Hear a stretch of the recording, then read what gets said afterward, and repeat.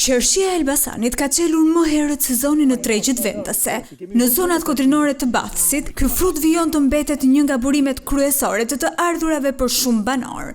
Prej më shumë se 25 vitesh, vëllezrit Yzeiri merren me kultivimin e qershisë, duke kthyer atë në bazë ekonomike të familjes. Po e kemi unë me familjen time, me kalamajt e mi, vinë se i men shkolla, ata kur vinë në shkolla vinë në animojnë dhe ata, e këpës që janë punë, vinë në animojnë.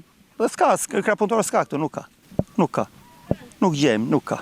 Edhe pse aktualisht çmimi ka nisur të bjerë, fermerët thonë se kultura e qershisë mbetet ende fitimprurse.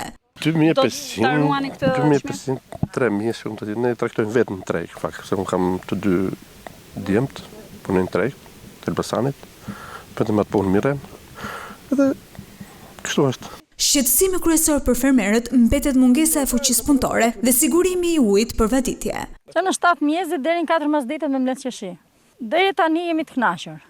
Duart e para qenë më të shtrenjta, sipas prodhimit ullet dhe çmimi. Familjarisht mbledhin, po dhe ja dalin, po dhe s'ja dalin, po nuk ka fuqi punëtore, kanë ikë të rinj të gjithë. Edhe këtë sezon, fermerët e zonës janë angazhuar së bashku për vjeljen dhe tregtimin e prodhimit, duke shpresuar se qershia do të vijojë të mbetet një kulturë fitimprurse.